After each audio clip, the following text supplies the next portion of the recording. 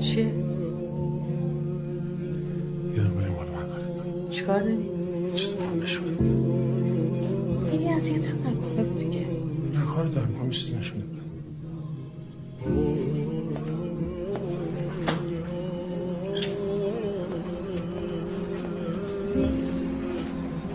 دستم برای چی میکشی؟ کار دارم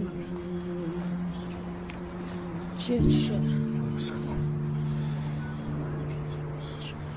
ببین من هیچ وقت حال گوشی تو رو چک نکردم. اصلا بدم میاد از این کار. متنفرم از زن شوهرایی که گوشی هم دیگه رو چک میکنن. شک دارم من به همه اعتماد. گوش کن دارم حرف میزنم.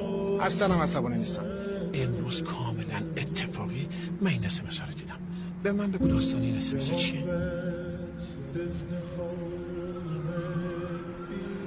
دست رو دست. خب باشه من گرفتم. بعد بخونم مگه نمیگی؟ من گرفتم بخون. خیلی خوب باشه دستمو بخون. با دستت که نمیخوای نه، بخونی. به خدا با چشت کاری ندارم. میخونی. نمی‌خونم. بیا باشه. اینم دستت بخون. کدوم حرومزاده این SMS عاشقانه رو داده؟ ها؟ کدوم حرومزاده؟ نمیشناسمش. مزاحم داری؟ نه. واقعا نداری یا داری میترسی بگی؟ نه واقعا ندارم. که اینا رو داده؟ داروخونه که بودی پیام رو داده. عکس پروفایلم نداره. خب که چی؟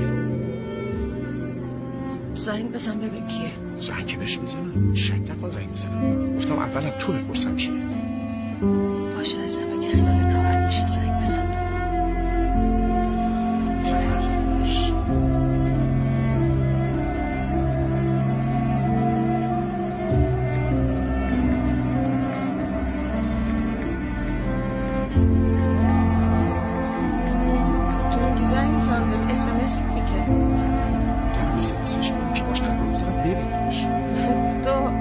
زنگ میزنه مثلا اشتباهات یا عوضی گرفته قرار میذاری میری ببینی. من هر کسی بهم SMS بده باش قرار نمیذارم ببینمش. هر کسی مزاحم من بشه باش قرار نمیذارم ببینمش.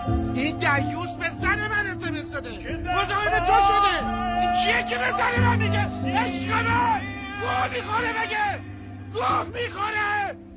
گوه میخوره. گوه میخوره.